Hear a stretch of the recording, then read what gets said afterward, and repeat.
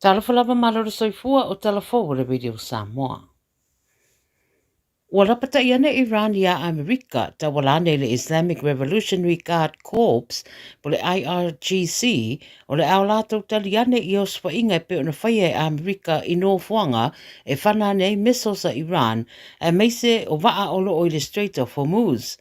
O whaeroa fo i le vaanga rea le IRGC e 25 waa e au fiei ma waa suau na ui ane i Hormuz i le asona nafi.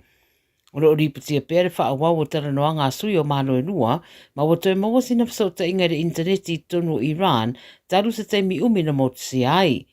I le panona lava ia wa riputia mai e toru sutasi tangata wa maari riu i oswa inga Israelu wha asanga i le Hezbollah, ai siri e re fast furuisi wa maari nua. Whamtaranga mai a Iran e whapea ua re tausisia e Amerika a ia inga o le marienga e tau fiai whitawinga ina o ia whaatino o swa inga i e re vasa nei i no fuanga e whana nei a penga lualu mamao a Iran. Ua whamtu mai e le NASA, whamtaranga a wiri iri e whaatatau le lato fuafuanga e fia fausia o se no fuanga mautu mo le masina i le vani monimo. Moriputia le BBC le sore fuafuanga e au fiaire ave nane o drones ma taavane i le masina, ma o whairoere i pule le Amazon, Jeff Bezos, o lana company o le Blue Origin Lazy, o whiriwhiria e fausia ina masini mo lea tau mo whainga. Ta ua le BBC e mana na o Amerika, i atura ue le ere ni tangata Amerika i le masina, a ole i mai a le teimere tura i mai o Trump i le tofi i le rua awherua iwa. Whai mai o tau wā lava le NASA ma saina i le toe ave ina o tangata i le masina. O le masina o mati na fola ai e le vaenga le NASA le polkala me luas piriona e fausi eise permanent base e whaonga ai malo si anga wha niukiria i le masina a le io i le lua fetorus pururua.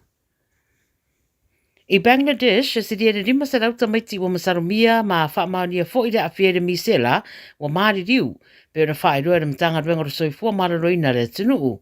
Na whaeroa le minister o soifua mararoina o le vaiaso na te neina tonga whiti ai e fo mai matausi soifua tamaiti na awhia i le vairusi, ma wa whaalea o ngai na fo inisi o porkala mere malo, mo le temine nei ina se ia whaatino suenga ma tonga whiti ngai tu ititi ai a awhianga o le whaamai. O mori maua nisi o mātua, ua tā ua ai e whapea whailole le fia o na e fōlinga na a fia lava le nisi o le whanau i te tonu o le whalemai, ina wanga i atu e sa iri fesoasoani iai. Whailo fo i le fia o isi, o na o le whai o tui pui o le whanau, e meise le mawhai e whalemai o na tu ese tangata ua a fia, ma isi e le iai ni a fianga.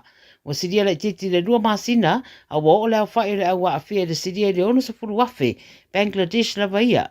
O lo iai lava pea, ia le papolenga ina nei whaate te le ina le pepese le wha mai, i le anga i atu le rumanai e meise le toa telo le whanau, e whai malanga solo, mao lātou mātua. Ua whaturanga lapta inga le malaiwa le sini e whaatatau le mamafo le puao, e ono a fia i whai ngā malanga. Ala wha iane tangata i sini le soi le vai o le awa oa ma le mamafo le pua o mai le tu i saute a ngā i mātu i sisifo sini a o wha iro aisa so upo le maraiwa lele o le o mata i tu lava winga o le tau a mese lava i le tai ao. Wa iei wha atua i whai ngā malanga o no lea mafuanga ma o wha lea o ngā ina fo i nisi whai ngā malanga. O isi whai ngā malanga na toi wha au ia ngā i le maraiwa lele i Brisbane a o wha matu uane fo i mase lapta inga mai le wā ai tau e winga i le ala tele ma fianga o whautua nai a vita avale i a wha tete. Ma le taramuri muri me le Pasifika o minister le wā i whafo Australia, Initia, Japani ma Amerika ua mariri e umanei o le au lātou whausia se wafu i Fiti. O riptia le Radio New Zealand, ua mai a fwoi no lātou whaeroa masainia se marienga, tau le puipuinga e whaatatau i minerale ma le puipuinga tau malu si anga. O le whonutanga puupu o i lātou ia sa whaia, ua ato ai le wha o lātou whonutanga, le kulupu le ua whaengo le quad. O le lātou rua i polo keti la lea, o se wafu i Fiti, ma o lea fuafuanga, o le ao ngā tele mo Japani, ua o lea ua tau fia na uta mai saina, i le sapalaiane o minerale manisi vaenga o onanga, tau le puipuinga. Tala ia le Radio Samoa mo lau whaafonga mai le nei fo iaso, manu e tele lava ngā ruenga o whenga iai mara tātou tunu, whaasoi fuia.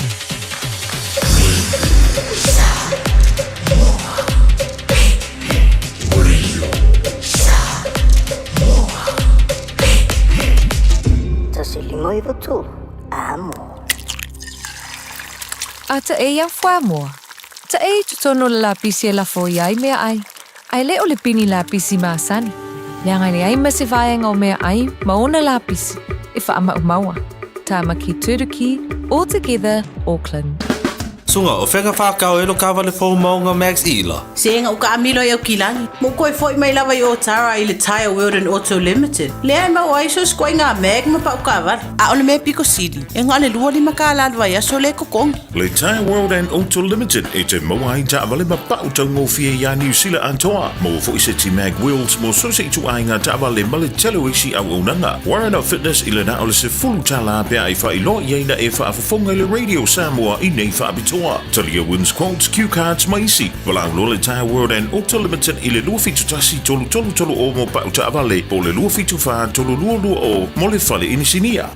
O le porokala me o le Gagaifo Faiva malei a taua savea i lunga o le Radio Samoa. Ua mawhai o na awi nātu ona o le fesosori mai o le Pacific Specialist Healthcare. Ma le tonga fitia o le ngase o le fatu. Ma le ngase o le kanesa i fale mai e lua i Nandi Masuva. I le atunu o fiti. Asia siane i le upeka tawhai langi. Pacific Specialist Healthcare. psh.com.fj.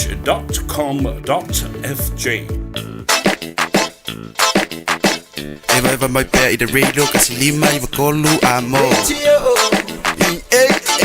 Au ngā tele sunga mo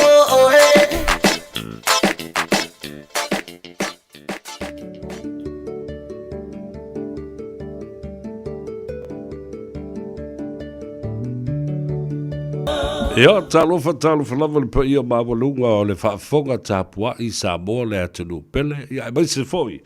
O lau sila mai moa I le nei aso lulu o le o ngā te tonu nga le mo o le nei vai aso. O tātou tū la lata I fo I le whai unga o le nei masina aso lua se fulu ma le fitu le nei o me. Lua afe lua se fulu. Ia, lua afe lua se fulu ma le ono. O le la kako koe o kua o le ala a. Wa iwa minute o te aile tū la e wha. A mo moe o lo manuia oe. Tau walunga atu ai fo I le au nanga ma le tautua. Ale to fa ia fonga bua po le telenga fo ia se umanu Francis Ioane ia ele ma faina ino awa no fo mai lesi tu ia awa o ia le lesi producer le down le tato por kalame ia ma fa tonu mai le au insinia ia ma le tato por kalame na ia so longa mata ngofie me uma ia ai ma lo le so fo buia ile fa fonga mai le atunu fa boy sa ma buia le dei tai au ina ua la fa I fo I Samoa ala usu ma la seu I ona tiute mo na Faiva masani. O tātou tūla lata e tū taula mga ngaifo Faiva o le atunu.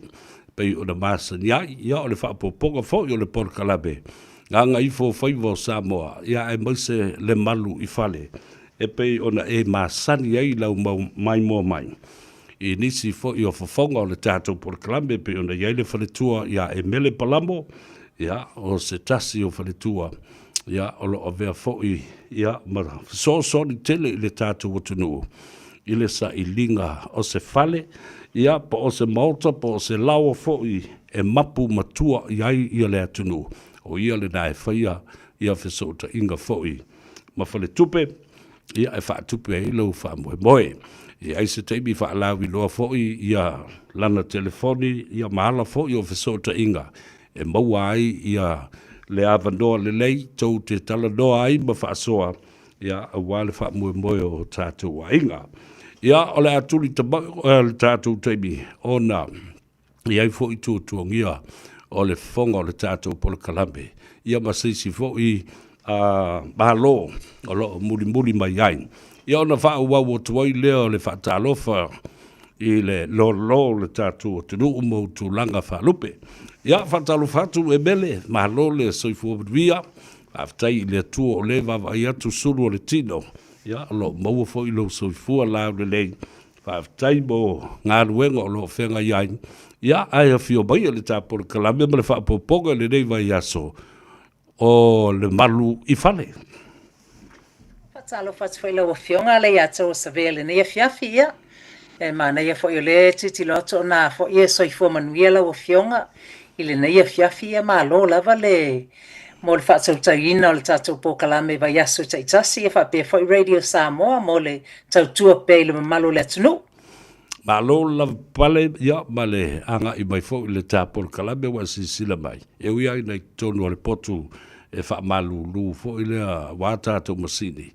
Ya ai ua fai ale jacket I teibi uma se vai atu le fa fonga mai le tunu. Ya le pui pui ngala va fo I mai le fulu manga se sau le tau malu lu la tau ia ma au mai o a mai ia le fioga ile. Ta mai tai po le fa tua fo. Yeah, o lo manuia lava nei I tūli I le West, la o fionga lei atawa, yeah. O lo o whai lava fo isi na pisi le nei vai tau, yeah. Pei lava o lau saunoanga, yeah. O le fo o matu me la tau, yeah. O afa fo le tau sanga, yeah. Things are going well. Ia mana ia fo ilea se isu e se tātu pe tongi e o tā pāsese se I tāo.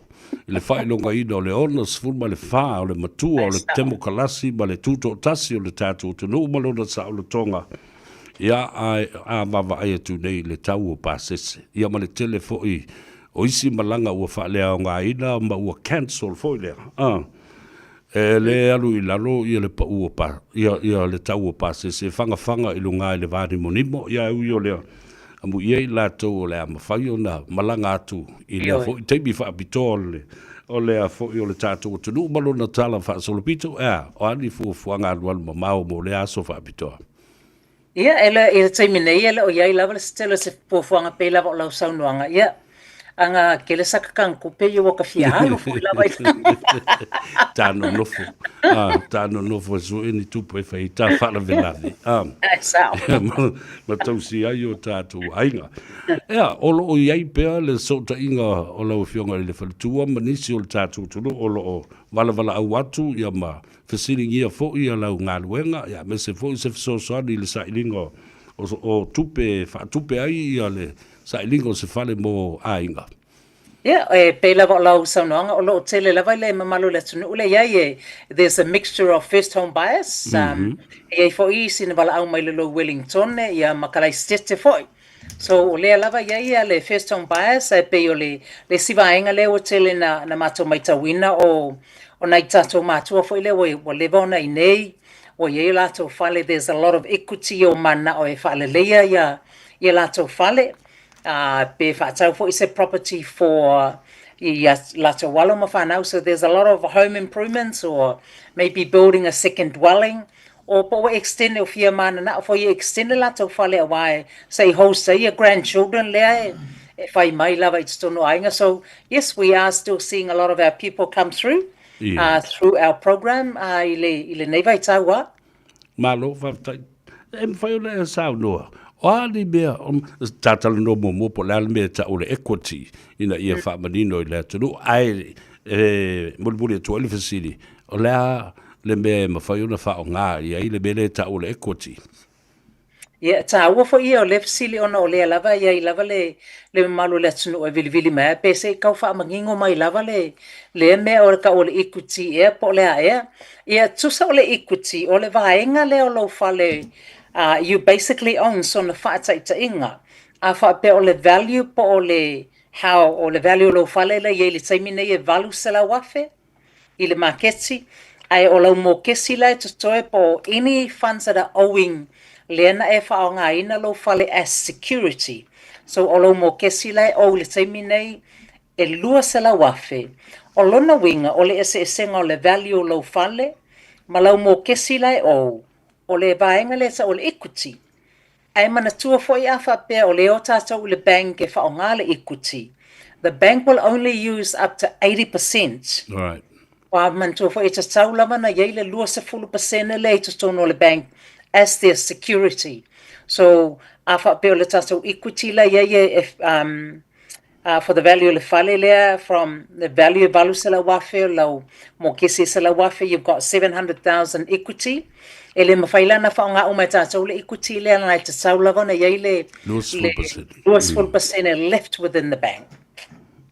Malo, whaftai tā ua tele o lai whanongolongo mai a inga wa lewa na tutongi I a lātou mō kesi tūsala o le equity le nā LVI le principal whatasima se vaenga o le tupe tului o le interest rate ua mai o le tutongi o le sao lea?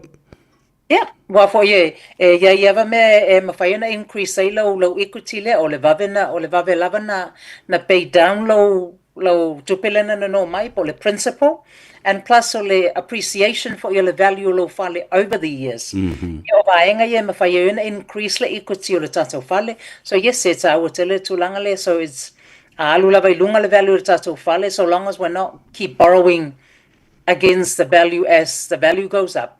Ia ole increase fo ile ole equity le mawhai ona whaonga ta so ini mea te sau ona whaonga te sau iai. Malo, whaatik tele lava.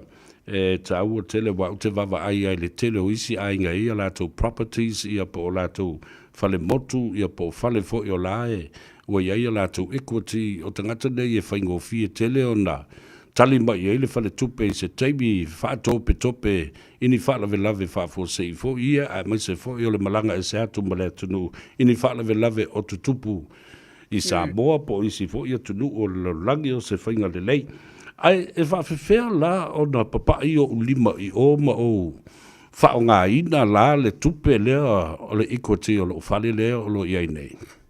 Ta ua tele fo ile a fasili ona the only way e mawhai e tato ona whao ngā le equity o le ato increase le tato mo kesi. So ma whātaita inga a whapea o le mana na o tato e whale leile fale. We want to do some home renovations pe te whaatele fo ili whale a o le tato mo kesi la i le taimi nei e se la wafe. Au mai le tau e whai eile renovations e tu oile kitchen fo pe extend eile le sipotu le mana na o ai pe tolu se la wafe. Pela e mana na o tato e whaonga le ikute le au mai le tolu se la wafe. O lona winga e mana o mea tato le vae ngā tupe. So the only way we can e mawhai ana tato mo me eile vae ngā tupe lea i e whai eile home renovation is we are looking at a top up. So in other words, how we access it is increase le tato mo kesi ina ia maua mai le vae ngā tupe ina ia whaatino i le tūlanga po lea lava le mele mana na oai. Malo. Whawhela o na a whapeleo mana o nei e whaonga le equity o lo ufale lea o lo ia le teimile nei e whaatau o i seisi investment property. Seisi whale e se atu.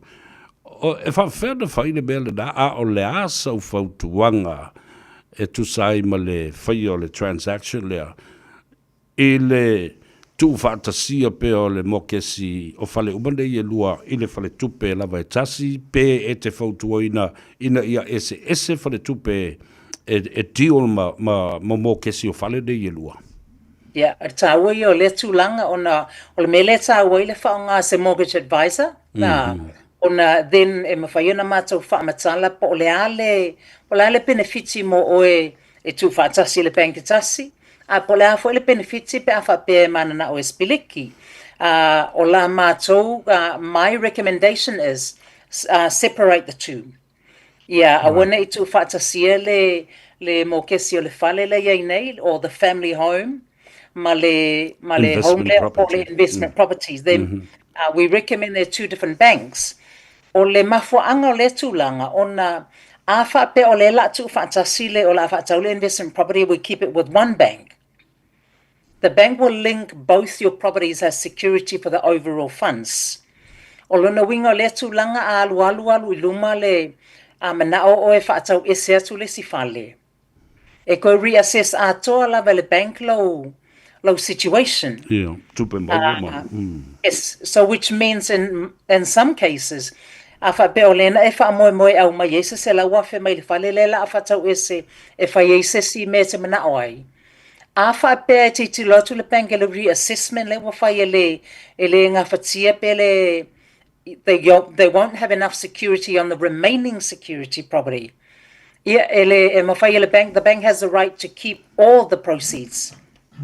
So e mawhai le bank gonna say no ele mawhai ona mato releasing a kunga le se la wafe le nā le la au mai le I lo whale le la whatau ese atu ona this is how it looks. O le tūranga lana e le ona mato whautuina keep them separate. A whapelava or in other words maybe the worst case scenario happens. Again, wale tutongi le rental la le tangata le e whaatau tutongi there no for tutongi lo whale and you want to force sale the property again. Ia e ia na ia inga ia le bank le tasi they won't be able to leave you for ngale avatuli e lava le tupele se mana oi from the sale of the property la. Ona they have to reassess the whole thing. O mela nai mana ia pe atu ese ona ele ia fo le si bank la ia le si property, so they are completely kept separate. Right. Mana ia tele fautuanga le na ina ia manino e foi man lamba ia le tatu tunu.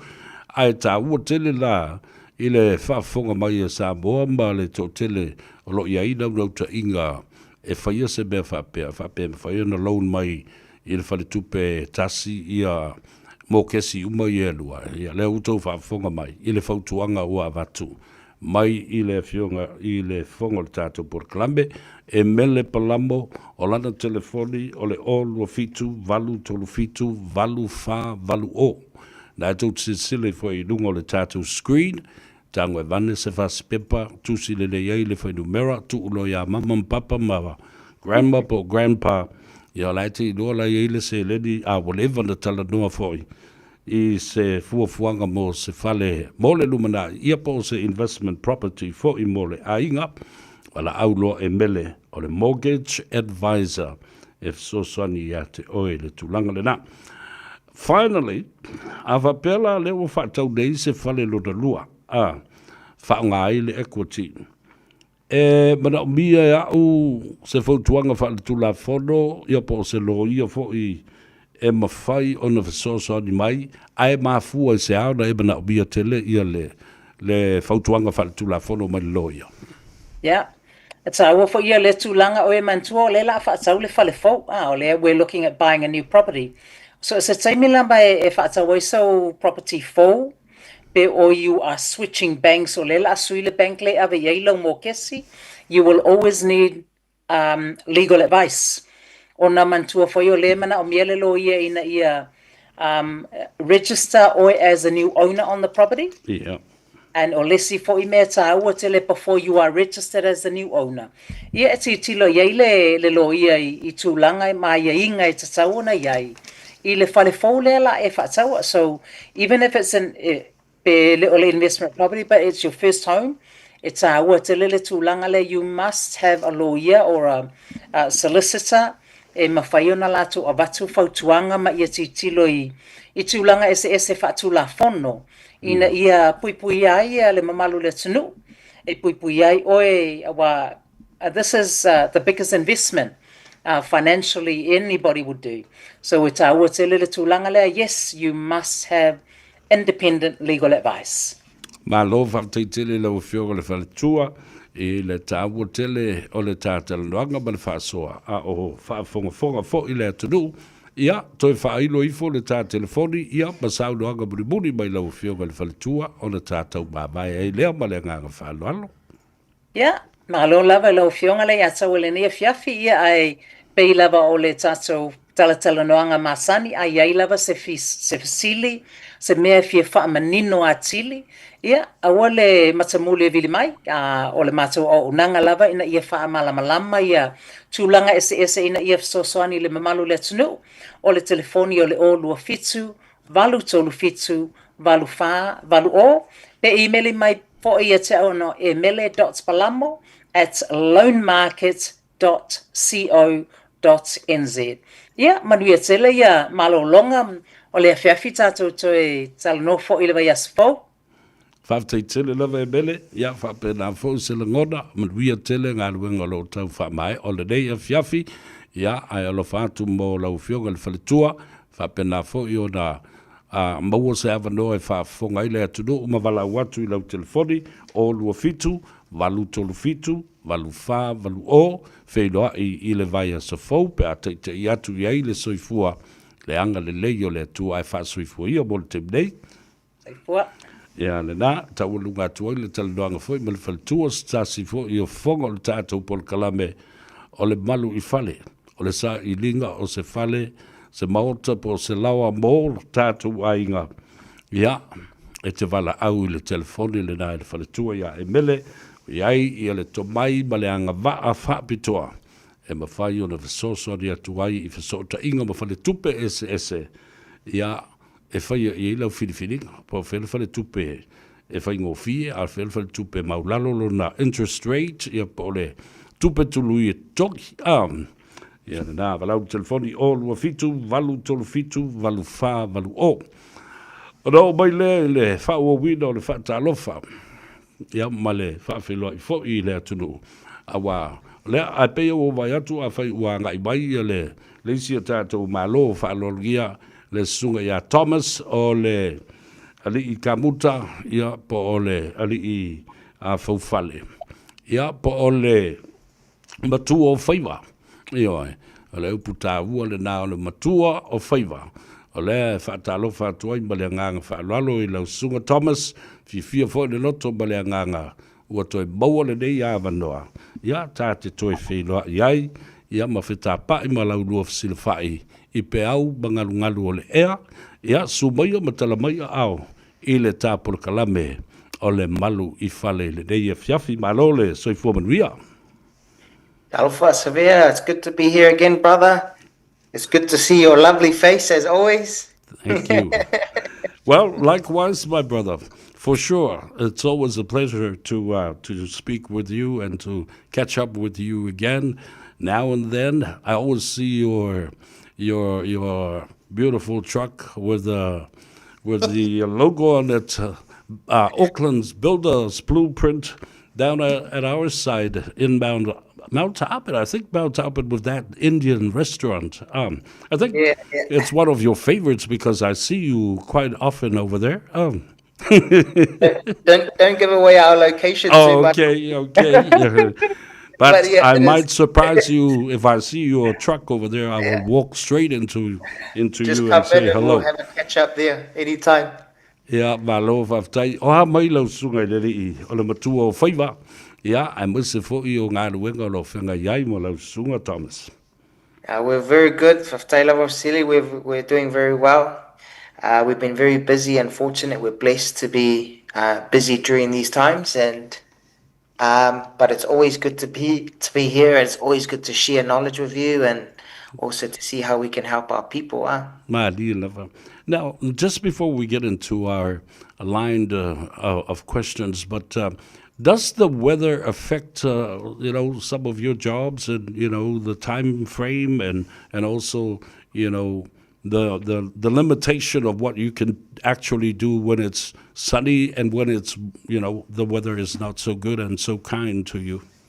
Yes, there are projects where the clients can't afford to get the shrink wrap, that big envelope that goes over the fali.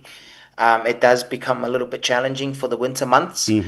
But majority of our projects are all internal works because we focus a lot on renovations and alterations. So most of the time we're okay, but currently we're starting to do a lot more work with new builds now, and also work involving extensions. So it does affect us a little bit during the winter months, but that's why we always talk to our people. We always try and say, if you're going to plan to build, try your best to build in the warmer months as much as you can.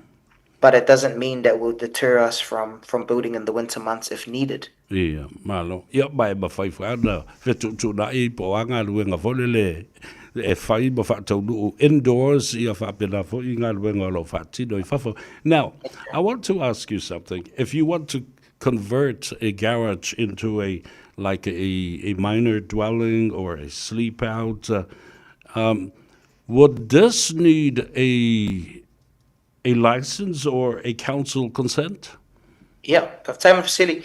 I think this is the biggest topic currently that I'm dealing with, especially with our people, because they're under the impression that a garage can be turned into a minor dwelling. Now, there is a bit of a process involved in that.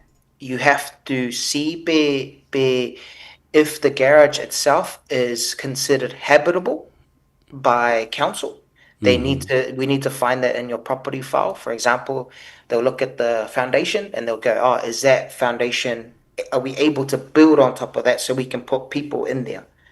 And most of the time, most of the garages that have been built, between 80 to 60s, 80s. Valid the CMA is like this thin, so it's very, very, it's bad for your health, because at least a layer between that is a little moisture through, and it's considered uninhabitable.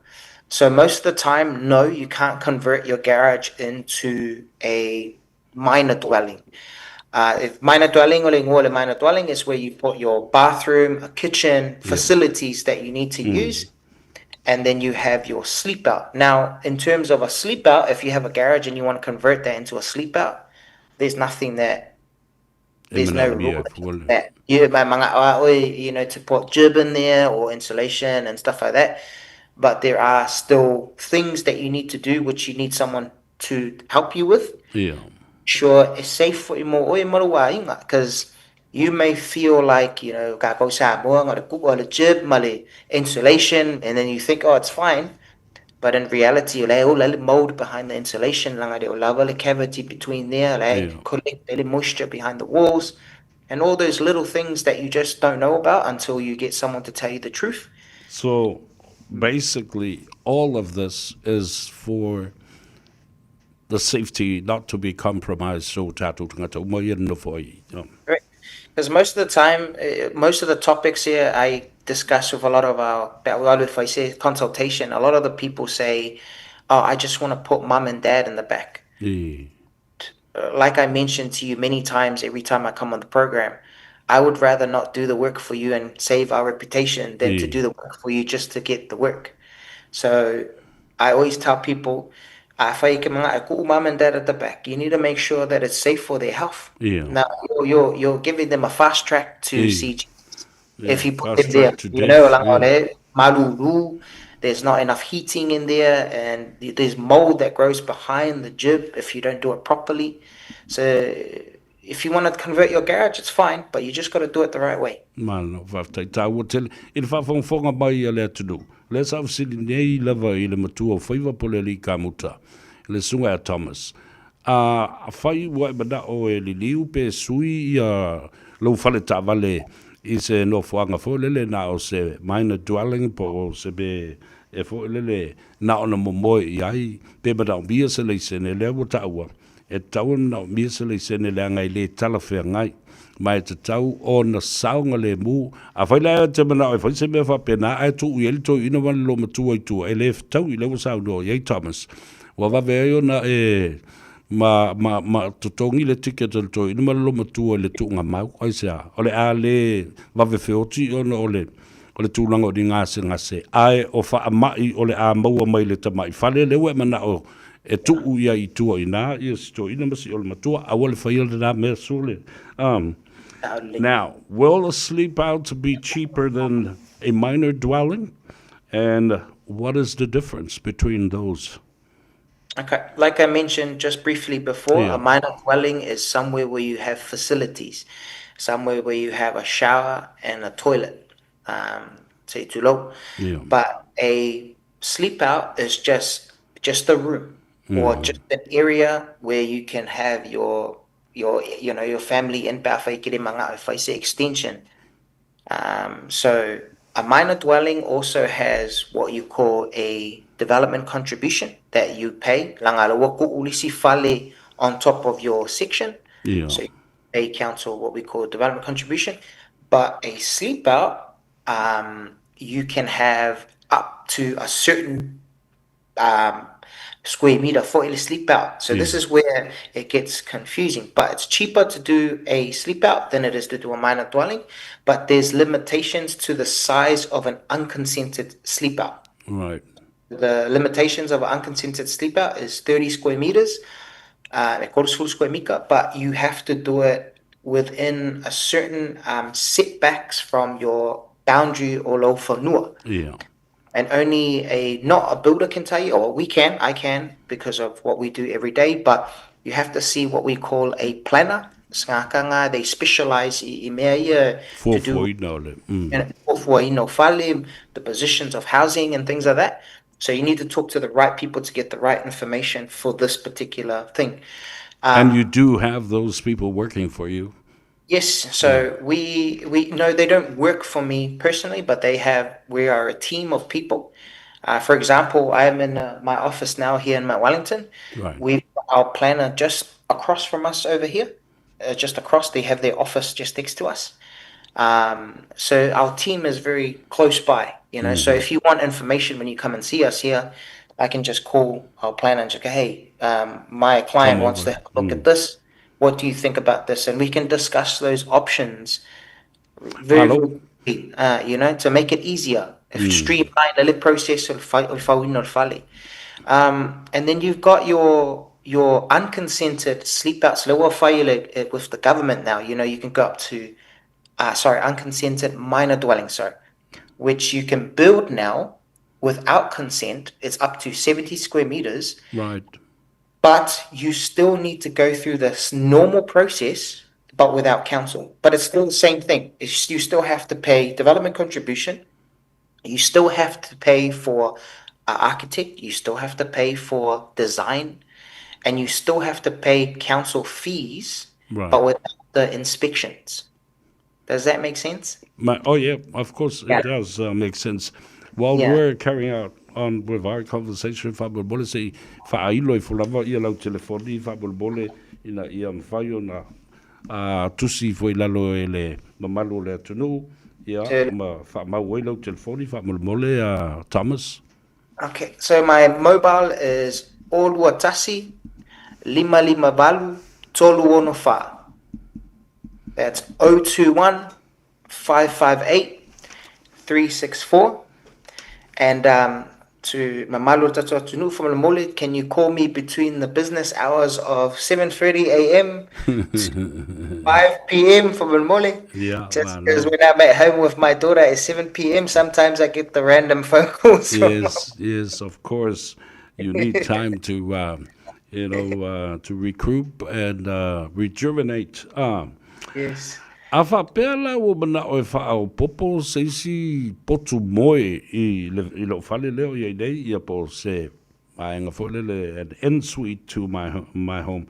O lea le ta'milusanga, o lea le whaatulanga I la wholele. What's the process and how long will it take? Okay, just to clarify, are you asking about adding an ensuite with an extension, or are you asking Just adding an extension, or perhaps without an extension, but an ensuite? Okay, if you're still staying within the footprint o lo fale, meaning if you're going to do the renovation le ku'oele ensuite I totonu of the existing fale, then it won't take that long. It just means that we just have to apply for council consent because you're adding in a new bathroom into your home. It's the same thing if we were to do an extension. Now, an extension requires a few more people than it would if you were to do it inside the existing footprint. Inside the house, all you need is just a designer to design the fale, and you need us to do the work for you with our subcontractors, our plumber, our electrician, our plasterer, our tiler, all of the people involved. If I win bathroom inside the ensuite. Now, if you want to do an extension, then there's a lot more consultants involved. And that's the pre-construction phase before where we assess based ilipakeki of our client to see whether or not it's best to go extension versus doing an existing house. And most of the time, because of budgets, I always try my best to say, why don't we move these walls around in here and we extend this out? Because a lot of the old houses, but they're built sort of, with a funny footprint. So there's a lot of space that's not utilized well. So it's better for us to just move a few walls around inside the existing one. That means you're only paying for the designer and the building company. Right. Versus if we were to do an extension, yes, you get more room. And if you do have the funds or the budget to allow you to do this, then you would need to pay for surveyors. You need to pay for a surveyor, a geotech, and everyone else that's involved to do that part of the build. Yeah, but from your experience, Yeah. What would be some likely cost, unforeseen cost i mamlama le iai ia le tangata le ua wala mai le whaatino ino ngā luenga Yeah. a o le ala le a fo I le fuafuanga tau na whai a o le whaia le ngā luenga. So we're going through that right now. We have a client now in Otara, beautiful family that we're doing a minor dwelling for. E almost se fulu square mika lako minor dwelling. Right. We had initially done our investigation in the beginning, where we CCTV the wastewater or the wastewater le, the wastewater line. We did that part. We CCTV that part, but we just followed the plan of council ile location le ile stormwater. So esele wastewater, esele stormwater. Stormwater le sa ile vai le sa mai lungo le fale, it goes down and it goes somewhere.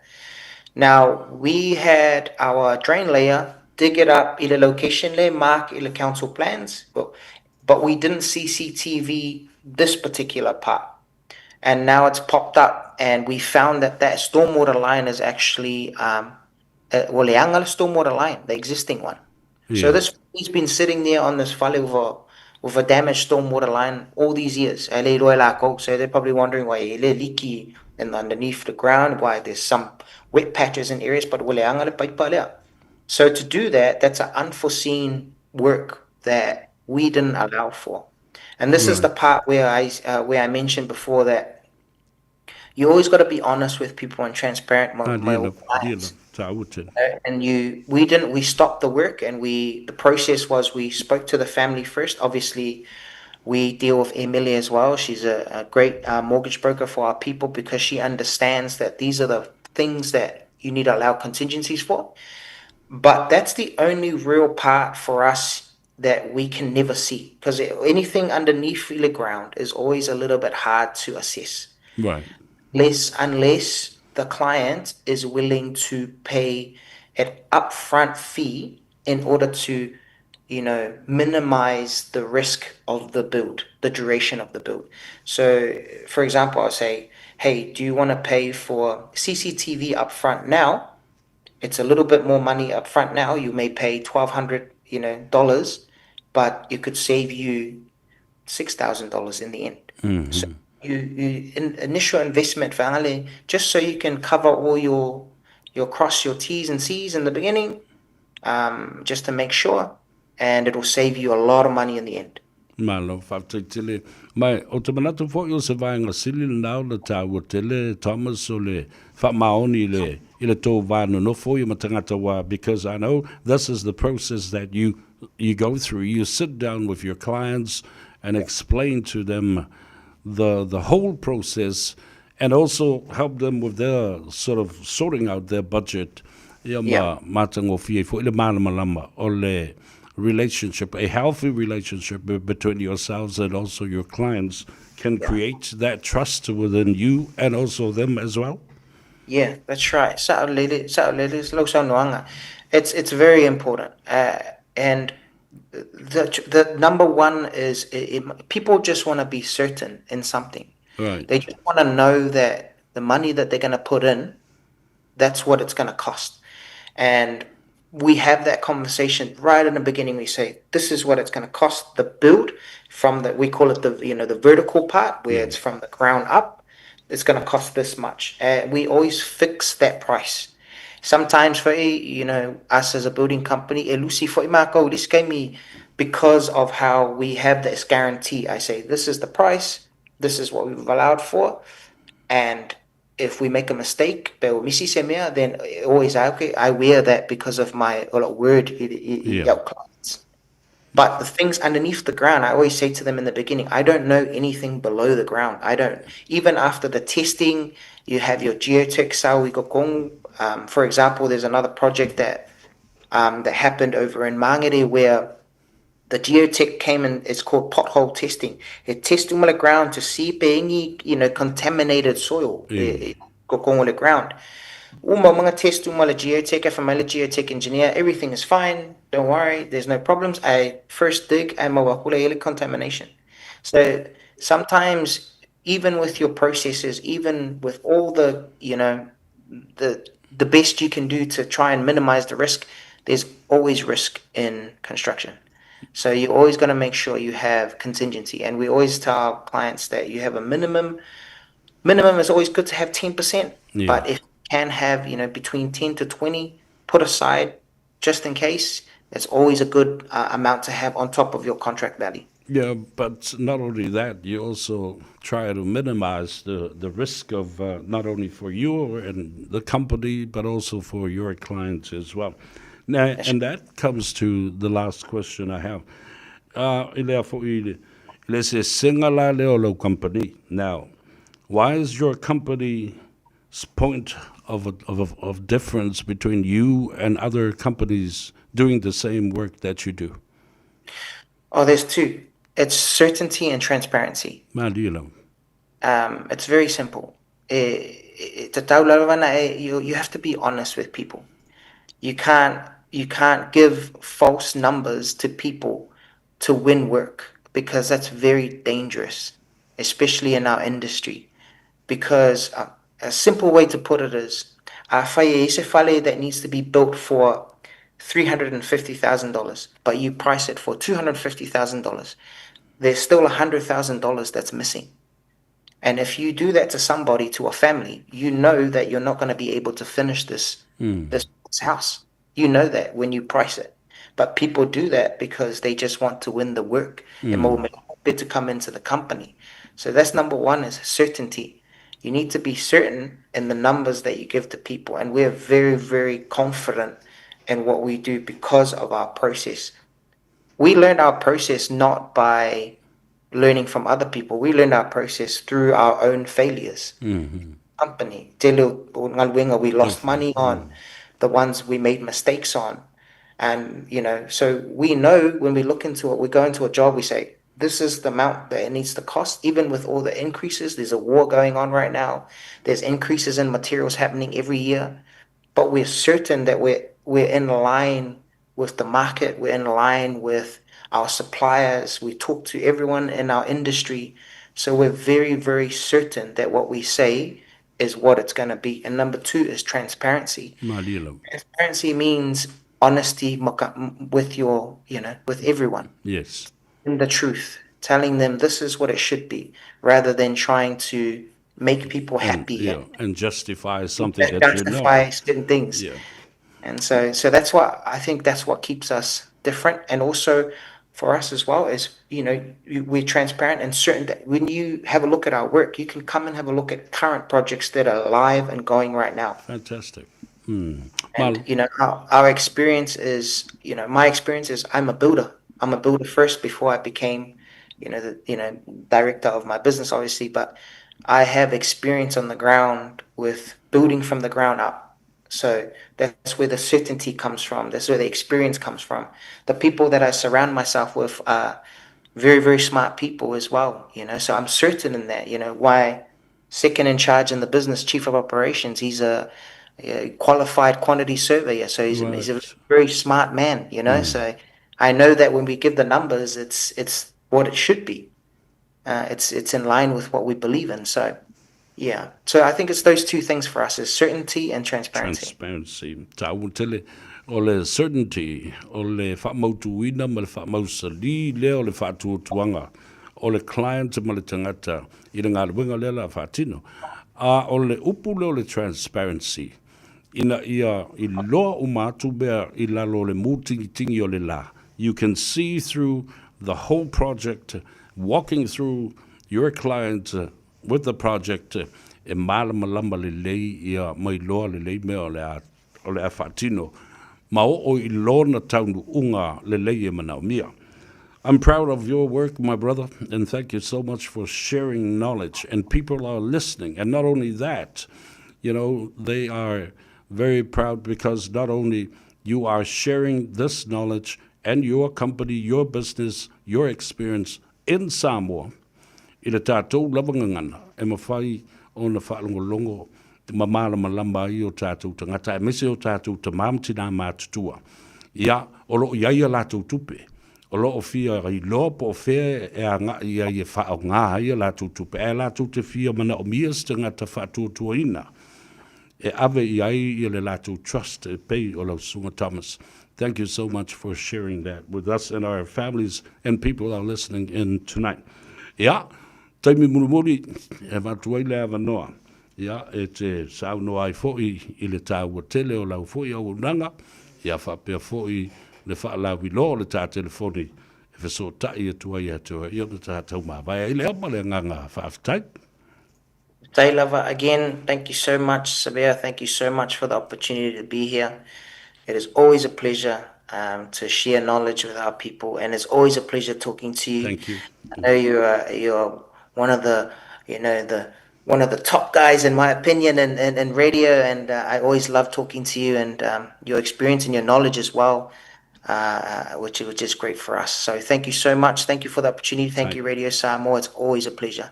And if anyone wants to get a hold of us, it's o telefonio le all watasi 555 tolu ono fa. That's 021-558-364. You can give us a call. And like I mentioned many times, we might not be the right fit for you, but if we can't help you or we are unable to assist you, we'll always be able to point you in the right direction so that you are looked after and you make the right decisions, ilo investment to protect the legacy of the wainga. So thank you so much again. Thank you so much, Savea. It's always a pleasure.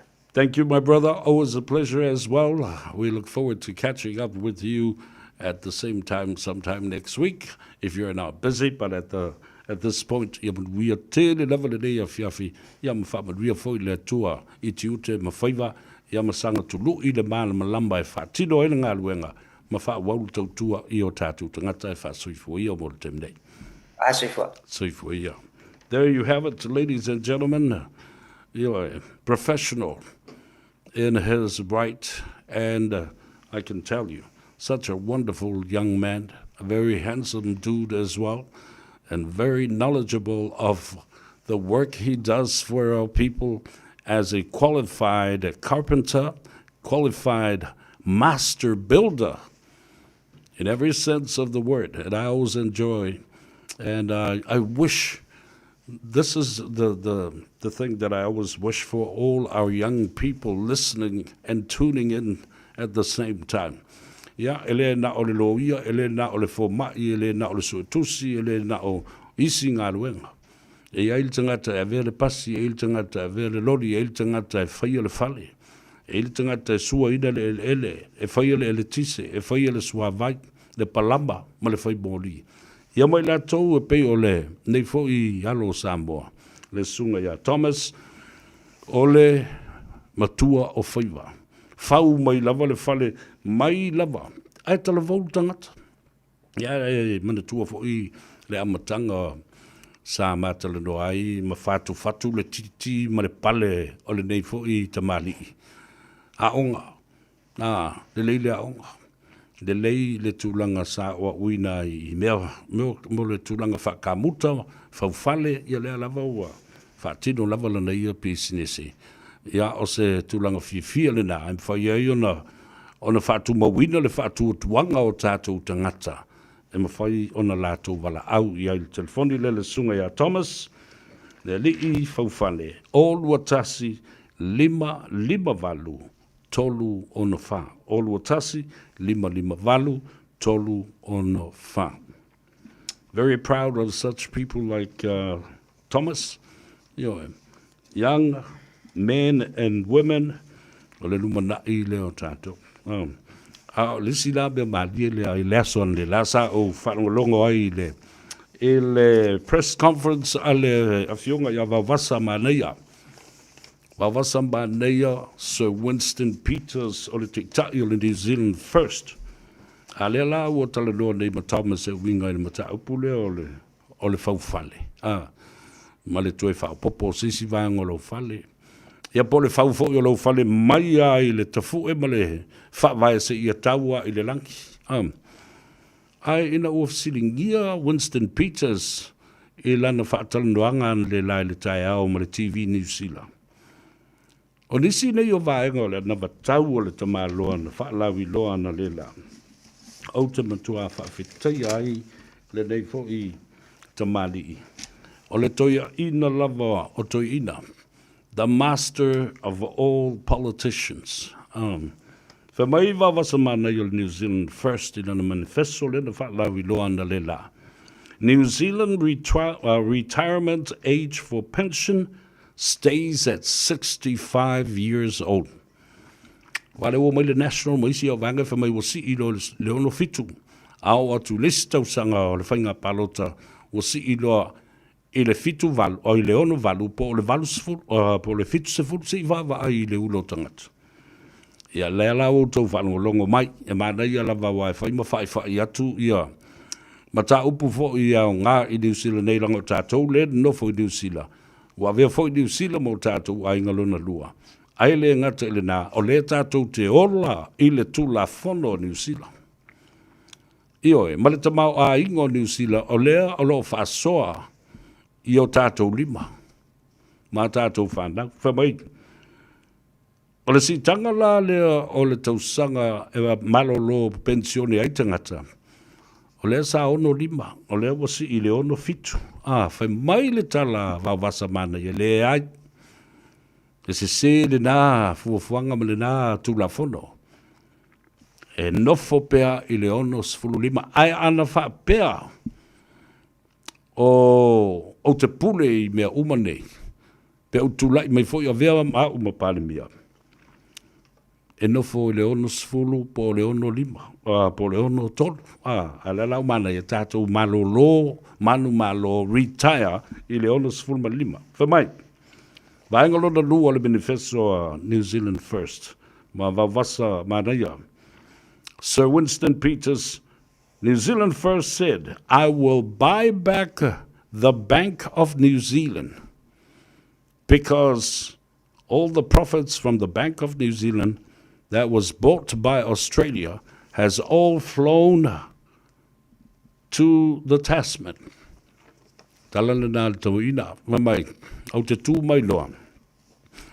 Au te mātou te toi whātau a mai i a le whale tupe a New Zealand. Lea na whātau nei e le malo Australia.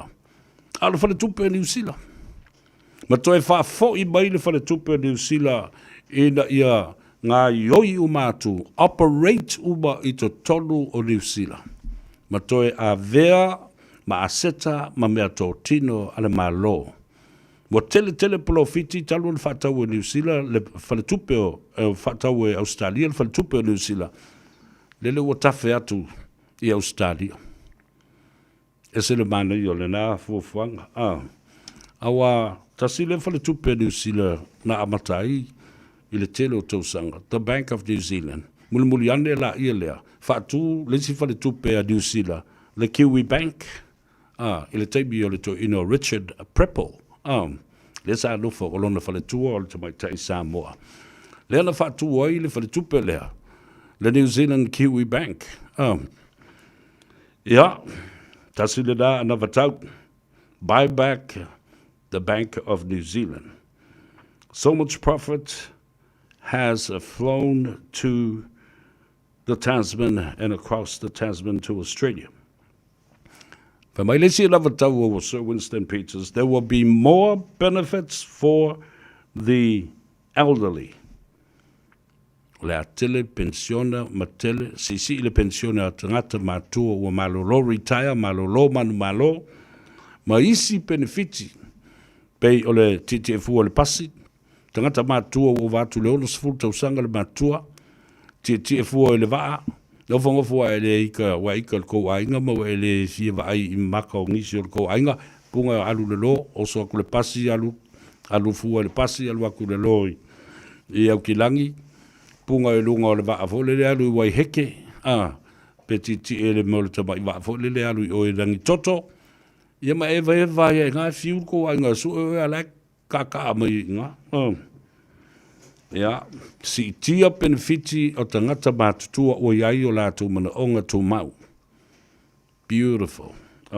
La fo ia whai a Winston Peters lātou ia. Fua i ona tausanga, la ua valus fulu lua tausanga o le tau ina. Ai au tau sin sila tune iai. O le matua ma losi lava. Le lei ma le mawhau ma lana whātoa whala inga. More affordable housing. Many new houses will be built Many will be refurnished and be renovated, and there will be more affordable housing. Pele be wa ave I ba tata I le ma fau fau le toina. Ai masa au kilani nei, le anga au kilani. Wa overpopulated. Wa tele atu tangata nai lo le no fuanga tatau ona. Ma le whainu mera tatau ona. O na whaatulanga ai ma mawhai o na solonga. Wa tele tangata. Le lava ngā ruenga. Le lava fale. Toi taunga tā ia fale. E o lava e rental properties, o fo i private properties. Yo e fale au mia sa loto, ma fale o nofo mautu togi ai tangata. Lea la ufa mai ia Sir Winston Peters, o lea avel fa mumua lona wingala. O lea ale mea mua fai o Winston Peters, pe fa pe malana vaenga, mala New Zealand First, pe a fa pe o le a tau ma fai fa tele ni fale fausia le tausanga e tasi. O mea na, e fina wina ele central government, male local government, pulenga ale whainga ma lo autu, lo tele, le parlemene. Ia ma le ngā lue whatasi ma local councils, local governments, pulenga whai tu ma lo, aise alanga pulenga whai tu ma lo. O lo o iai le wa ai o le tele o whanua o i tu ma lo ma pitonu. A mamulu mai la fale na, o ia whanua na. Ona mawhai lea, ona whalau tele ma solo atu le ngā ruenga. And this is one of the most influential companies in the future, even right now. O le company whauwhale. O le awha uopea o na maua ngā ruenga a tangata. E ngā lulue i lea fo i to mai maa ngā waa o le whausia i no whale. Mō le taiminei ma le lumanai tai au maa lua. Aisea, langa o lo hola le whainu mera o tangata. Ma o le mea fo i lea wa ngā i ei ia le to ina o Winston Peters e ave malilingi whaapnianga mō tangata mātutua. Langa o lena sao noa i lesia na talanoanga. E whata ua tangata mātutua, leango i la tau nei ua malo lo retire. Ai o lo o whata mala i ai whainga malo i le telo teimi. Ai o tangata mātutua o e na mua i malai. O i la tau nei sa siri o na afu le lea. I le fausia o le tamau a inga o New Zealand. Now, the other fact too is that New Zealand's population is aging so fast. O vave na matutua, ia le whai tau au whai o tangata, tau au whai o New Zealand. They're aging so fast. Ia ma e te tau o na vave o na malolo i lato, mo o lato whaamnianga.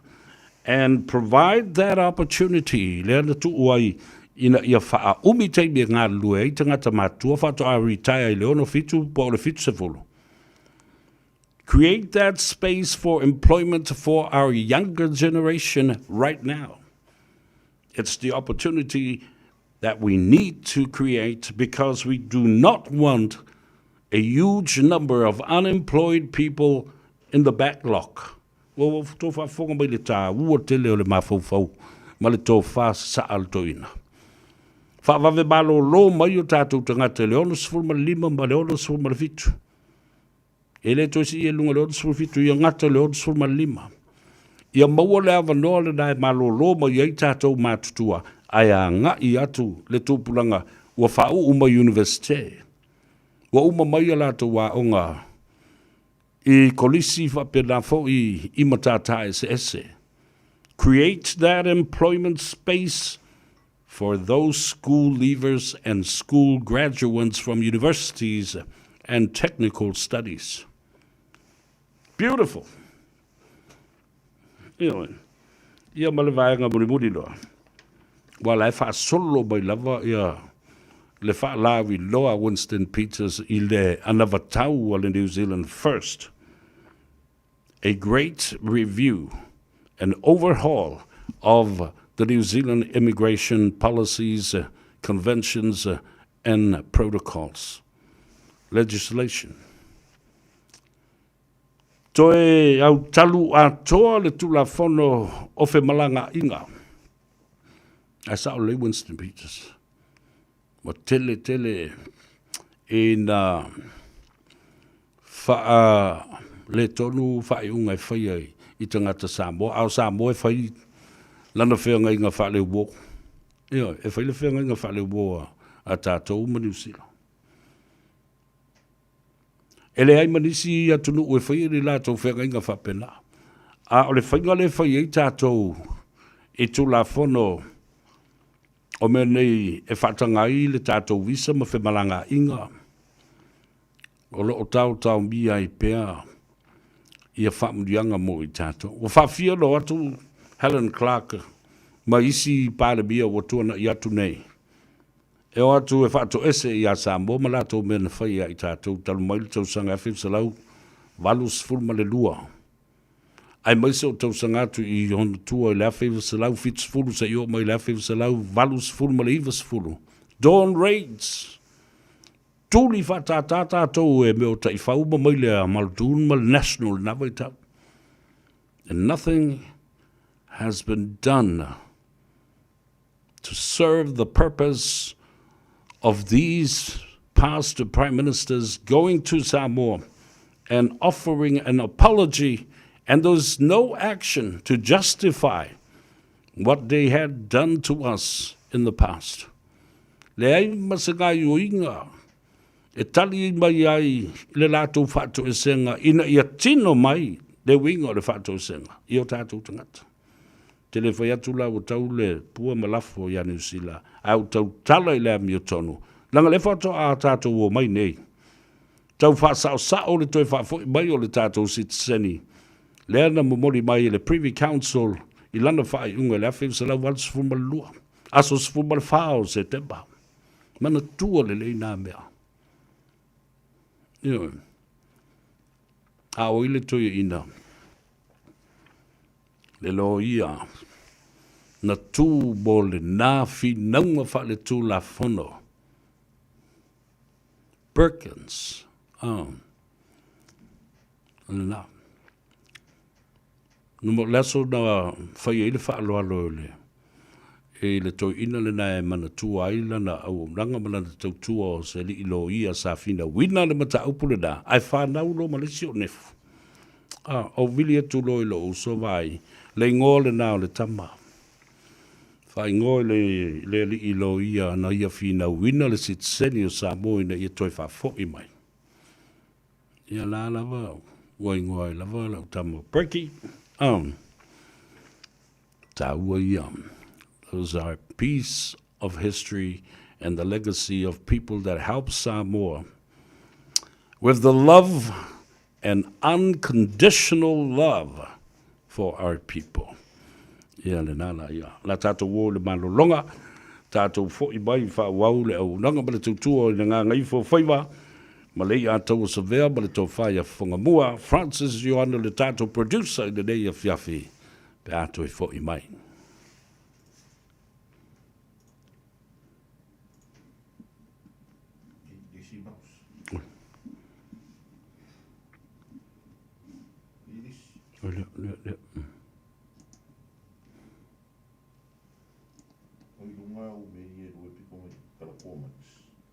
Yeah. Your volume Z. Oh. Fetus.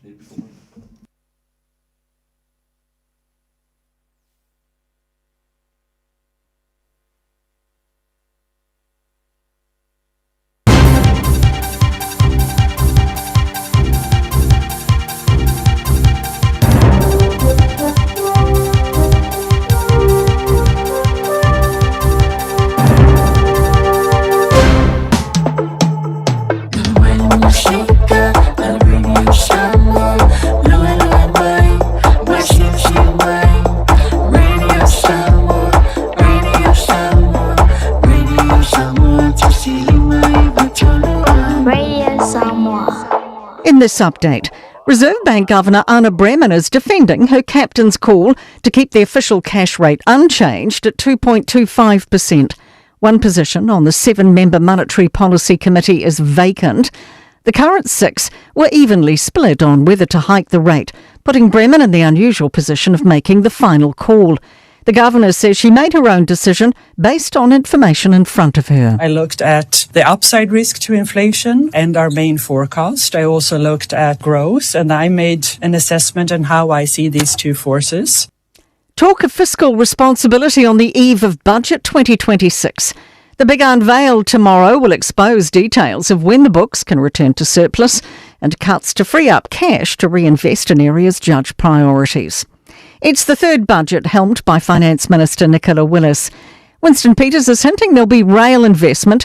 Infrastructure Minister Chris Bishop's pointed at savings and money for schools, hospitals and roads. Nicola Willis says it strikes a balance. Yes, we've got a track record of investing in rail, and to see the nature of that investment, you'll have to wait one more sleep. Wellington's mayor's talking up cost savings as the council chases a lower 5.8% rates rise. It proposed 7.4 during public consultation. Some fees and user charges are increasing, and big projects like the town hall will continue. Andrew Little says they made cuts to keep rates down. Finding savings isn't an annual activity, it's a daily activity, so they carried on working. So they found there's projects that aren't going to be finished, that don't have to be depreciated, so don't have to budget for that. ACT is calling the government dropping proposed amendments to homeschooling law a victory against bureaucratic overreach. Education Minister Erica Stanford's today scrap changes announced last week to increase checks on children taught at home. She said it came from concerns about oversight.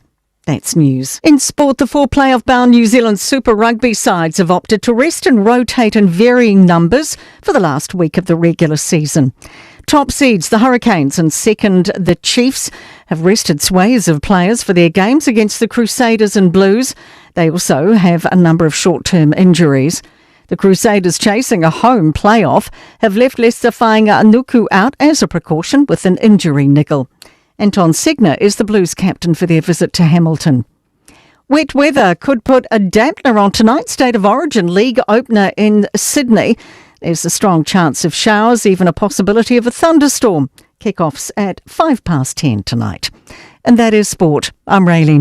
Ole manawa o ngā luenga, ia malanga Gagaifo fo i o Faiva o Samoa.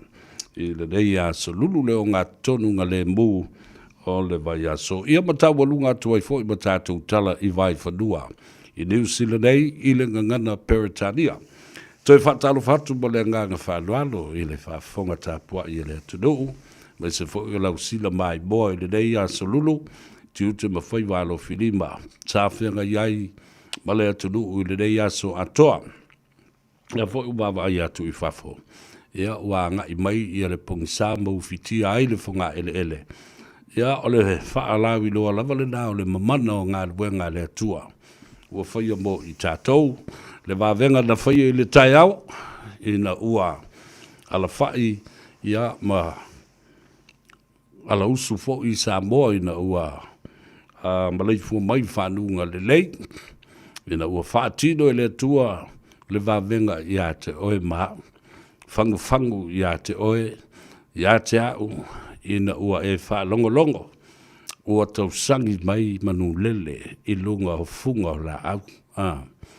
Ia e o i whaia le dawa venga o le whafangu i a te oe. Ma whaopopo le aso fau i lau soifua ma lo tātou wola. After i le tua. Whatalo whai la ia lea fo i le tawhtolu le whanofo Samoa. I ona tūlanga whaalupe, pa ia mamalu wha le malo, pa ia fo i mamalu wha le angadu. Ia e mawalunga sa vi inga e si e ana au auna pa ia. Ia a wā. I la tau leo whainga ruenga to tofi a le atua. Ia vai. Wangalunga ka pēr ke le fongi ai vili mai lo mara tangata. Se i umarka ko por kalabe. Ai foi. Ai va o vili mai se vai o le ola. A ngā i o ia tuala ma peka i le sfulma le tolu. Lappington Road. I nai o Tara, i o le maketi ma le tātou whale o loa ma sani mo le tuaile ngā whaaftailo o fionga le sao li tuala tau pa u tino. Ma le whaletua i a peka mo le wha avanoa ina. O le mauta, o lo o a ngā solo atu i eile atu nuu. O le fia maua, o se vai o le ola. Bolo soifua maloloina, ia ale, tua fine nive Maria Marita ina le Louisville ma le lua Templeton Place i Glendon, Monroe. Io e masani il tato tonu mana tua na we lisia tato vai le vai avoka so ani meo ngase o le kanesa ia fa pena foi isi i mai e tele o le tino ta ua tele le nga le lau avoka ia ma bea sa to o tato matua i lau fanua ia ma tua pau Jerusalem tole o le mkwa kile a le poto fa anda bua o tatou matua i le paluino ia vai ma ia la au ese o a o la au o fu o la au o sua o la au wa mai fa afe ingo i kako ale ma se si o kia wa fa tulo tala e si dia tulo fa tu ina o vai e fai e tau la se Samoa ma ainga Samoa. Nai lolo whatutu ino vai e tele iwa ai i ai mafuala au e tele lopo ala mela i tonu ala e wholo pakoa. Ia le na mawaila ia le au isi ngas. E wosau vai i le le. I le tātou tasi market i mangele. Ia whapena fo i le Island Food Market i Avondale. Ia male Grand Market. I masi i le tulangi i sifo. Ia ona whatalo whatuai lea. Ia i lātou o lo oasia i tātou le nei. Foi vai teimi o le tausanga ma lo le malanga manuia. Moe ia ua manuia le taunu mai lo tau lātou le taima le lātou le ea. Le lātou fo i ala. Whailoa i maainga. Ai mai se fo i o whanau. Nisi fo o lo oasi si mai sa ili matangi. Ia ono o ngase fo i mapusi o to fanga wa afi ai la ua matutua mo pula la ngoto le soifua. Ia olo i fo ma ia ta mai i nei ali i mata mai tai o le au tausi soifua o vai la au o tonga fitinga o ta o tonga ma kipinga. Ia o i la tau le na ua alo mai ai le poto male ata mai, male alofa le tua, ua whaasino ai, e whaatino i a tautonga, batong fitinga mō ngase. Ia, ai e fo le talitonunga, o le, nei fo i vaitau, ia o lo o malanga mai nisi, e fia mafuta, i pe au wha mawai, o sauninga wha iu, fa mavai atua i nisi sa pele i loto manganga i tonu ainga ua wala au iai i alo tātu matai siri le langi. Le usui o le fono ma le tuua o le malo, ia, e le isi si e fai loto matu matete e le finangalo fai to tasi o le tua o ia nā te au mai o ia fo i nā te toe fa fo i atu le tangata i le mamalu o le afio anga pa ia o le atua leanga o ia e ona ia le tangata na ia whai le fwoi ma le tangata. O e maa umalele maka mai. Me whiwhi le oki. Era me whiwhi le tongi o le whairosa i lunga le whatawhata. O le atua na te au mai. O le atua fwoi na te toe whafo i atu le tangata. E whai le pula toli le moto. Ia ai whata whea pulu le vai leanga o le whingalo le tua i whaito tasi. O le bua i le fuatia o le tia i le seua o le tau e velo i le maninoa. O le tā fo i le apo ia a o le maa fo i e tongi whato tō i le moana. O le pulu whana e le alofia. Ka malulu atu la ia. E le o se tō wha i le naitu o le ainga po o se loto seisi. Pole i atau a foi. Ole finangalo faito tasi o Faiva pa ia o le atua. Ia ua la ia tātou te whanua noa. Ai tufa le tātou por kalame. Share, press the like button and also subscribe to it. Ina ia mwhaifo e ona whaanongolongo mai le tō telefo e nisi o nai o tātou paanga. Ia malatou tali e ai fo ia. Jolie Jana Papovic, tala whanava malole soifo muruia. Ia, whapea fōi oi leo wawai te. Ole sunga a lau papa, Junior Tino, a lole soifo muruia, whaftai le mafuta mai, tufa le tātou porkalame tele vaenga tāua o te fia talanoa ma whaasoa i ai le so. Mei avito, tālo whalava mālole ngā lue, ia whapena fo i whamai, e matau tia me e tutupu, mai sa munda. Ia, ena. Ia, o wawai e tu fo i lunga o leo penga ta whailangi. O se tasi fo i o tu la whale, i longa o le mātou nu umale tu māloa, e mese fo i le whafonga Samoa. Ia, e ati po niu le tau wha ia se walunga. So alo tupe se walunga i lo mātou nuu. I sa fotu male tu mālo atoa o le ngā Gagaifo o mangua. Ia, langona lawa le whaanonoa. Aleanga o le nei fo i tamali i po lea fo i whale o polu. I longa o le atunu. O le to o fo i lea o le ati po niu. O le launga fo i lea le vea. Masa o e wha. Sa le leo ai le maota ma le mamalu le tupua ma le lao ai. I to tonu i le malae finao. Hapea fo i lalokawa. O le malae fo i e pui ai le maota i le fale pou wha i sula mai. A wasa o e wha. Hapea fo i sa umalau ma le fitelenga i le li o le tū. Ia le ati pou niu ma le wha sau. Ma le mamalu le ngā Gagaifo o mangua. Ia, ele o se loto stasi. Ia, a tonu i ai se teimi po se tai au. Ia, ona, o moli atu ai leo se tala ma se upu e winga foi. I le nei foi to i longa o Samoa. Ia, ua wala au ma wha manawa i le tua. O moli atu ai alo whaanga ma wha maisenga. I lau fionga le swafa, le malu neli. Ma le whanau, whapea foi le pa ia i ainga na lua. Ai mai se foi ia Paolo Mangafa. O langi ni nili ma langi Sisili o Samoa. E fito i tonu. Iai. Ia ai mai se foi. Ia le langi o lalukava.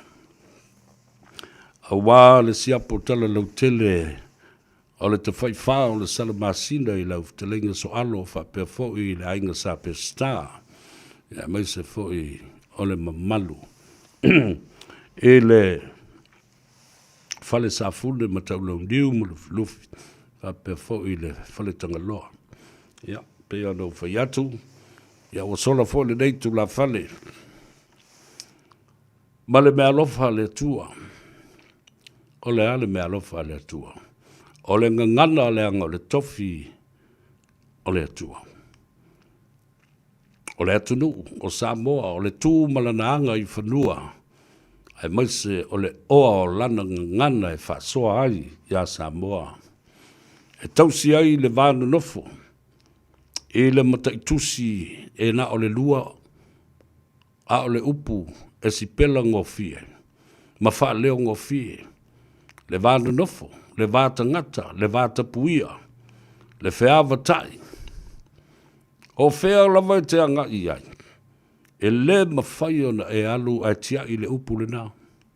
E te maua i soo se mea e whai le atunu unei, ma soo se mea e whai le rolangi ai pangalea. Le anga e alu le whaalo alo ale pālangi. E leo sana tū ma se anga lea. E māngoto. Ai o le atunu ule nei o Samoa. E whai pea, e ola pea, e avea o langi soifua, e avea le nā upu o le vānu nofo, ma le vāta ngata, e avea ma whaamatala loto i o tātou loto, me i o tātou wanganga. O le vavau lea tala ngata. Ai leo mawhai ona tausi e tātou wa tasi lea mea matauti o lea o tupu ai nei. Le whewaa i ma le vāo le whangatia i o tātou tangata Samoa. O le upu e whai. O le upu e la lafo. Ai le toi whaamanatu o le ati e kopo. Le fionga. Ia mo sese Vito Leo Lui. Lo wanga ngai vivi i atu i le atua. E vivi i atu ea ma whaafetai i le atua. Ia na mea lofa ia Samoa. Whaapitoa lava mo Samoa. O lea. O lo na tofi o le o na lau ele ele. O na tangata. Whapena fo i lana tū malana anga. Ai sei baba aila ia i upu la lafo e tangata i le tele o teibi. E ma fau fau. Le ala le nā o le toe fau tua mai o le fionga. Le ati e kopo. Sui le tātou nganganda. Wa ai le tātou nganganda. Pe whape i le mea o e nganganda ai. A mata mai tono le mauta whono ma le pale mene o Samoa. Ua matua i sola lava. Le tō whae le whao ngā ina. Le whao ngā ina. O le ngangana. La whawhea lao o nā oa o ina. Ma whai ma whate i to inga le lei tūpulanga lalo vawa a Samoa. Pea whai e mafua mai maunga te tele se manuia. O le nu. Ai a mata mai le pāle mene o Samoa. I le au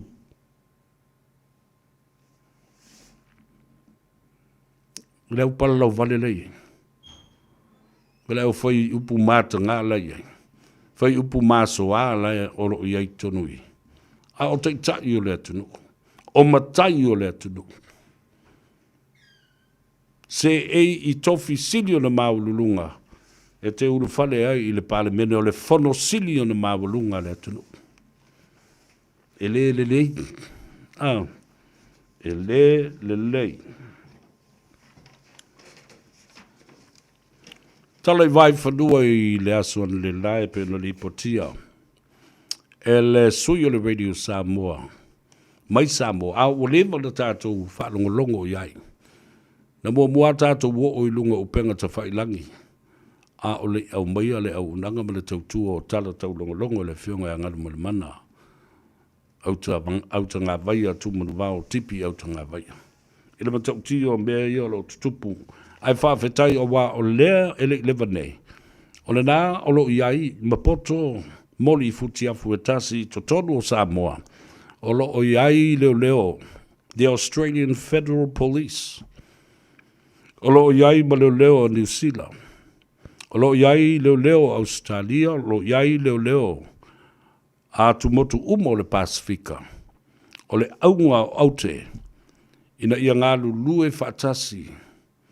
E tau fia ai le tele o solitu la fono fau por organized crime in the Pacific region. Lala le na e tā ua i tele. Le tātou popole. Io, e ui anolo o iai. O wau tātou e leisi tātou Army. Leisi tātou Navy. E leisi tātou Air Force. Po ni tātou valele, po ni se tātou, ni a tātou mea tau, tātou te e atuai. E lei ni o tātou vātau, al nau iei Coast Guard mai Amerika, whapea fōi New Zealand ma Australia, o leo ai le si o manga o ngā sabi o lo pui ai, le taunu uatu le whala au whaasaina. Drug trafficking, people trafficking, for prostitution, and also crime, cybercrime, such as people trafficking. Ma le tele lava oisi, solinga tu la fono, wa umona fau from the underworld criminal organized crime. E o tatu vaila o lava, ele atu Malaysia, ma le atu Asia, wa taudu uyai, tama whanau o Samoa. Toa lua le nā o tāo fia mai e leo. Whapitoa a Vietnam. Ai toi titi lava o le tua oi ma le atunu o Cambodia. E le mawhai ai o na sopo loa atu i a leo Vietnam. E pu e mai ma tāo fi ma sei mai. E ma tāo tia. Oia, ai au mai i ngō tangata. O Joseph Va. ma le sunga ia Steve Toffa. Leo mai, o tau se sila tui. Pia e familia fōringo tangata nei. I le vava ai atu iai. Te tatu tue tilo toi. E se o tau masani il kama lea so. Ia le na, Joseph Va'a ma Steve Toffa. O le tangata no e tangata valeina. O le sifo ialo Samoa. O le sunga ialo Ranso le malu. Ai au tau whafonga nei I swafa nei. Awa o le swafa lea Va'a o le swafa matai. Ioi, o le swafa Toffa o le taulangi. O le swafa le malu. Ia le ere toi tau whai atu. O alo le tuia ana. O alo le tuia ana. Mai atu tulou e le manatu e wha. Leo ai se manatu wha pea o tauleanga I lai swafa ma taulangi o afio anga. Mai atu le malu ma le mamea ma lo lua whalento ese sa le ali ma le malu le usoli. Wha pea fo I sa tuala. Tausi vatele o e le ormuenga ma to o tu sa vailu. Ia le eise nganga wha pea. Na a leu te whai atu. Because these last names are very specific, prominent, paramount, chiefly names, chiefly titles. La malulu atu. I le tulanga wo o iai. Ai o le ngā luenga la lea tātou o le la whai lau wha longo atu le sa luanga le sunga le ataua. Afa masanga Samuelu afa masanga. Le olo a vea ma komsina le tu mau le teimi le nei. Ua whaatino le lato ngā luenga whapena fo I Australia ma New Zealand. Ina ia mawhai ona sa iri pero o ani so o tanga o whanau ia Samoa e pei fōringa mai na nonofo I Samoa, ma ngā lulua I Samoa, whaato ao mai I New Zealand, ngā I Australia ma awhia. I nei mea o meo kengi. Ai mai sa fuala au whaasaina o tupe ele lea, money laundering.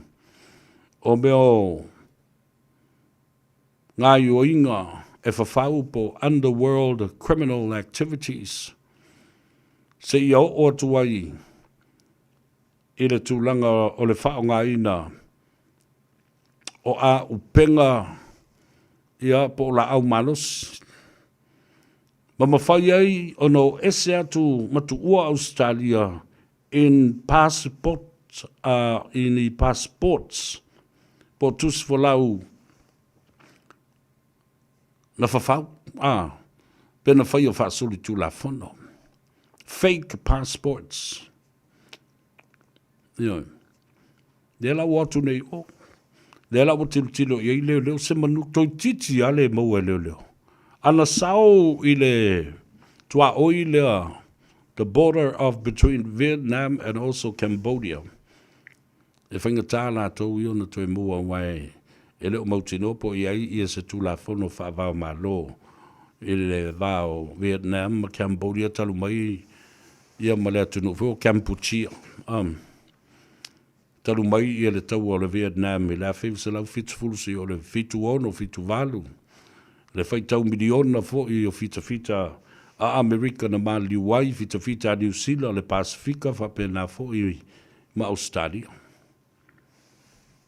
E le ngata fo I dena, au te tu o lalo fo I la fionga le komsina ma I la tau o leo whapitoa o mea nei o fuala au whasaina e me se fo I o kengi ma tūlanga whapena. Wau te lola wa mata na whai mea ngā o me o kengi tono o tātou o tano. Syndicates, gang syndicates, passing on the trafficking of drugs and other materials. Ele mana o mia I tono o tātou o tano ia whapea fo I a upenga e pei o whana ma isi la au malosi e le whaatangaina ma lai seneina I tono o le tātou o tano. O a so tanga, whena I tama ia. E ei nistangata e se Samoa I Australia pe o nei ei tangata I o le underbelly. Ia matkengi ia le au le panona. le a meti e po le la meti. Te i o tō whaafonga iai. A o le ase mai moa, e eis tangata Australia, e eis ona so tanga, e Faiva watu i Samoa, ma recruit mai ai, ma tutongi tupe nisi, ma tau ma whai o mai o e soni le tū la whono lea. Awa o le mele nā le tū mai nei, o le mālosi o le tupe. E pala a ai tangata o lo se eiba de nofo e lungo tumu tumu, o le whaasolonga mai o kengi nei. I tuturi tangata nei foot soldiers to go and commit the dirty work for these people. Because why? Money is so powerful. And when these people that commit this kind of crime and murder, ili toi popole pe a foi o la ke lele ile mea. Ai ke mkwa ovalo oisale na olo oyai. Ja.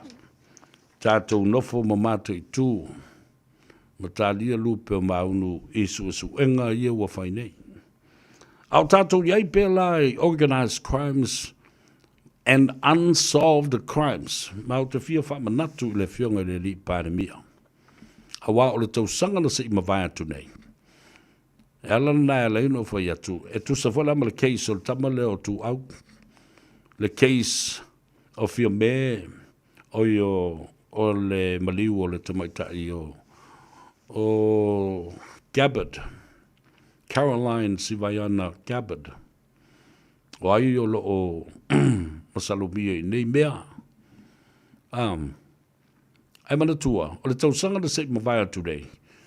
Na sawaile malanga whaapitoa, a le Director of FBI, Federal Bureau Investigation, one of the most powerful police enforcement group and organization in the United States and all across the world. FBI. Lea na whātū nei, lea o ila to ofisa au tū i tonu o Wellington. Wawa ai lei. Lea o maua le tātou wawano. A whai mai la wari ia. Au mai ni leo, whai mai mau te le pole, au mai ni leo. Ia, wala talala nā la wari i le, pe i whātūtū i ai ia.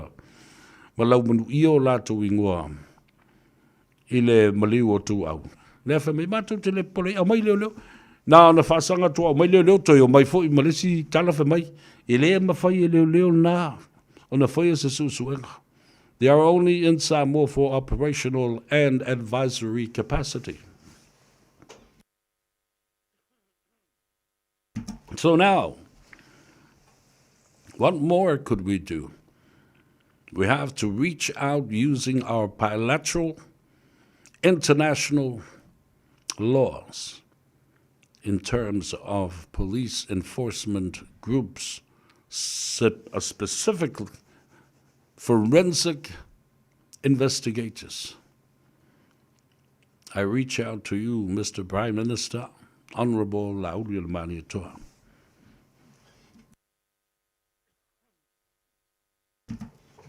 By using those powers vested in you as the leader of the country, leo mau Wellington. Leo mau Wellington e au mai yai se sosoan. Ina mata upu lea. Langa wo leo baba e tunei. Wa lata ina mai ale tatu teimi. Ai nao na o wha manatu wha pene i ate oe. Ina ua o tala noa atu ile lo ia lea manatua. Sa iai le mōli anga whaasanga i le tofa i le vai Malaya Asiata whale malu pio vauliko. Ono le mata upu lea sa lo tea ai whapea. Oni whala au whaasaina. Sa whaatau i nātu ma wha maonia. O le tei whono le teimi le nā ole i tu malo le anoa maalua. Lea sa tei whono ai ia le tofa ia la wofo. Fono toe Pierre Meredith. A o le teimi le nā o lae tei whono ia whipule. Ai na wha maonia ai. O se tasi sa wa aia le ofisara o le whono wha vai le nā.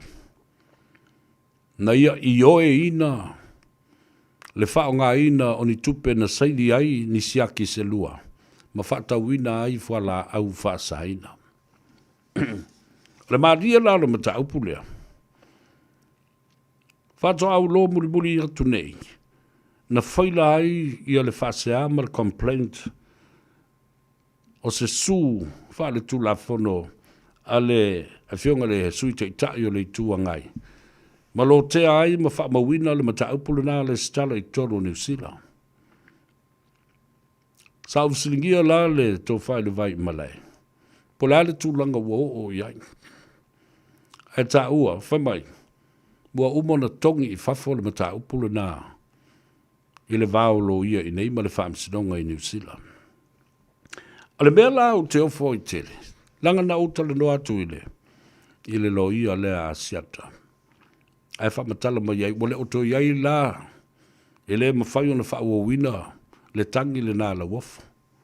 O le mea o te ofo i nei, langa lesa au tilo atu i lunga le polkalame, o lo whatala no mai ai le tō whae i a la wafo.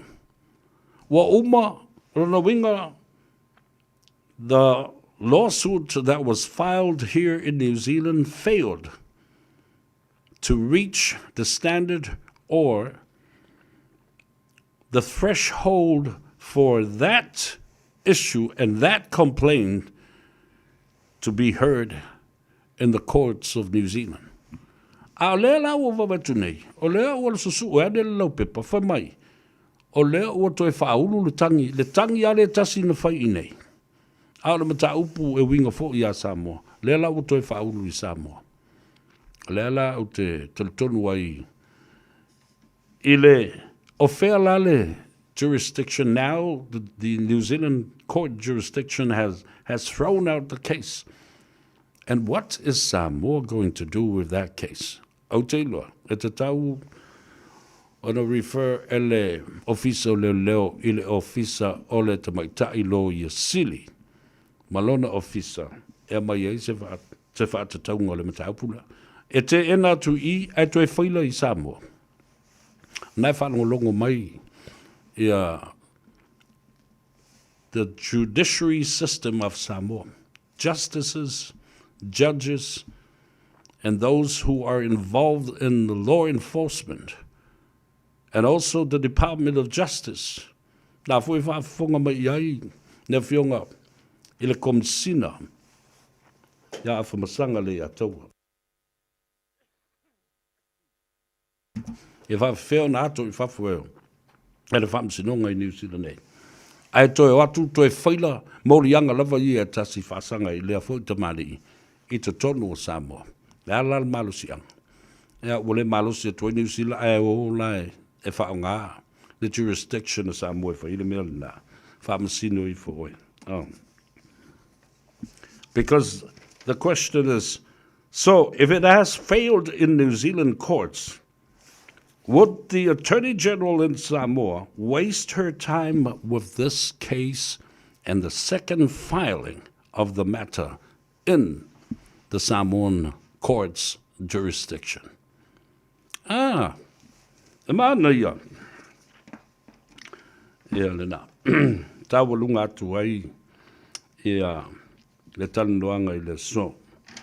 Ua toiva ia sui whaipule. O lea ua tōwhia nei e le whionga I le whongwhtalai. Lātou te tango whia le mata upu, masua sua ina le mata upu. O lea na whaatua I le lafo o le whionga le li pāre mia. Taru mai le whono I amati o le tausanga le nei. Na iai upu māta ngā ma le whetau I sāla lafo.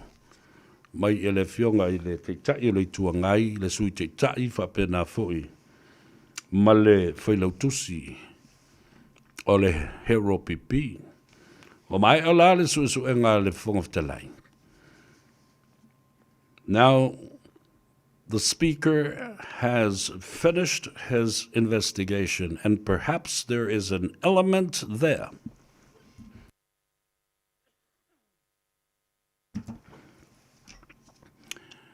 Perhaps there is an element there that has triggered the selection of the special committee to look into the violation and the breach of the standing orders of the House of Parliament of Samoa. Wa masusuenga, mai tau atu, e pe e iai se vaenga o solia ai e le vaenga le tolu. Tu le epa, la wofo, ma limongi.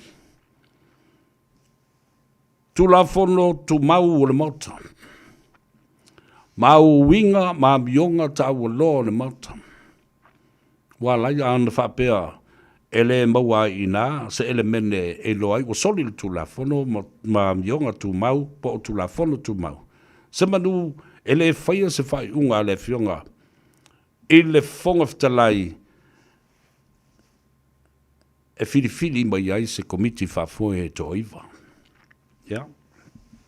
O le mea le nā o le ua tātou ta otona i ai i o le nā fo i vaenga. Ai se i o tai au na o tala noa tuai lea. I le mata upule nei e tā ua tele i a te au. O le amatanga o le tausanga le nei, ma le tau whainguinga o le tausanga le se i mawai atu nei. Na wala au mai ai i a te au se tasi o whaletua e suafa. Ia ngalu male mana mo tunga a yafi mala. Rau whatu lea po ai ia. Ai mai le tala le whaletua. O ia, o le tua whawhine, o le ali i whaipule ia le ala i le pule rimoni a yafi. Rau whatu lea.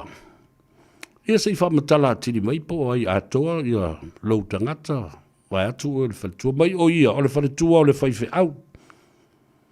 O whai atu leo le iai. O le ala le mea te whina ngalo iai.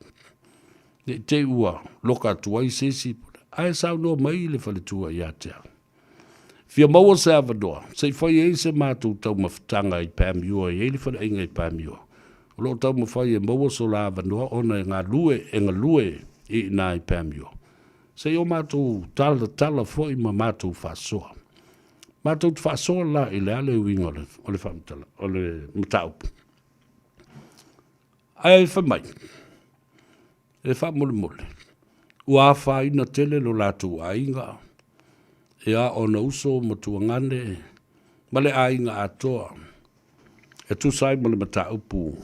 O lo tala doi nai nei. Ia malalafo atu fo i tala, lafo mai tala limongi, le mata upu le tuua, oi le maliu tu au, ma tua inga, ele ini tua inga na whaia. Langa na o lo tua ngane ana lau manu ia le ingoa na mata upu leo langa nei. Sa u whai atu i le whale tua. Vai. Wha malulu atu. Ai te tau oda e alu e whautua ina lo tua ngane, o i o le whaipule, o le teitaki o le malo. Whaai tete i upu o lo o so na la lafo i tangata o le atunu. Ta atia le mata upu i leo leo. Whaau wau i leo leo le mata upu. Mautango fo i wha matala i ai. Upu e la lafo mai i ata. Ai o te unu sai ma wha pale pale. Ai tau mai e le whaletua. Wha malulu atu sa vea. Sau whatu i ai. O le si tala na lafo mai e lau tua ngane le li whaipule i atea. E le ngata o te valea. Nā te le loa po whea so o ainga o whea so o nuu o whea te sau ai. A o whea se a onga na o wa onga. Te le itali atu i ai. E se teimi. Ia ai sau loa mai le whaletua. E au te malmalamba. O e sa e head boil kolisio sa. Mo oi la sisi nā te le loa le nā mea. Na whaangata ile i nā le mātalanoanga ma le whaletua. Ai sa u whamanatu fo i ai upu na la lafo le nei tangata. I se tasi fo i o tama le ainga sa tuala i a vui seina fo lapo. Nā le upu na whaina o tusi atu wai le whonga fitalai. Whamai a o maua o e vui. E wha u i lunga o vai. Ai tu i matotolo ele lo ulu ele. Tu lo lava Samoa. Wo tau silsila ile mea lai lo tala no so le ngana ma le tau le ngana at Ma fua mai tonu le mauta. Sa ufa i atu ai le whongaftalai ina wā fio mai whongaftalai. Ma wala au mai i. Le atau o sa vea wha mole mole. Fio maua sa avanoa. Whai le lima i tū lao lo ma whawsa ngā i ma le fionga le whongaftalai le sunga le pari tele ta eu li o masapau. Wa o maua lau tusi sa lafu atu. Le nā wa umona o tali atu. Sa ufa i atu le fionga le whongaftalai. I le nā vai tau. E te tau na whaia se tū la whono e pui pui ai au whaipule o le paramene, ma pui pui ai tangata lau tele. Lea ngā, o le tū la whono lo iai e pui pui ai le whaipule i te tonu ole mauta whono ma le paramene. Parliamentary privilege. Au le nā who iono o iai le standing orders ma tū la whono tū mau, wa tu la fono tau loa o a mionga a whaipule. E awa le whaipule i le si whaipule. A e awa tele le whaipule i ta ngata nuu umatai to tasi o le atunu. Nā la le mele tu la i mai i. Ia na ata lea whamai ia. O wā leo o whai atu nei lau sunga le pali tele lau fionga le whangaftalai. E tau nuu mai whafo i le li o lea. O lo iai tangata i lea o uina mai le lavalo lato o nasai. Nei te iwa e sinsira mai. I seisio au whaipule o le mauta whono ma le paramene o ta moe atu o manua ma masoe. Ma amo atu tele nolo na i e vātu le whaafonga mai o le atunu. O le taulu ma whiala le atunu i nei upu matala e le lafo i a Samoa le ni ngau ma le mafaufau. O le a le fua i ai o le mea lea. Ma se mea i tua i ai pata tua i se teime le lumana i e le mana o mia e Samoa. Ma e le ai sisi.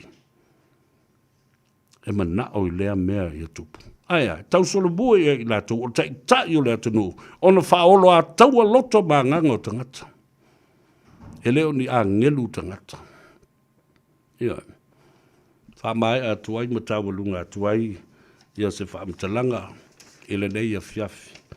Ka mangalo se leo le wauna, alofa mai le atua, vai lua tutusa so tātou manuia. Whenua i le whaatawhiti o ngā ruenga a le Radio Samoa i le aso atae au. Malenga Gagaifo Faiva. O le sunga ya sau seu siu whanua, o le kāpeteni o le auli ina le foe.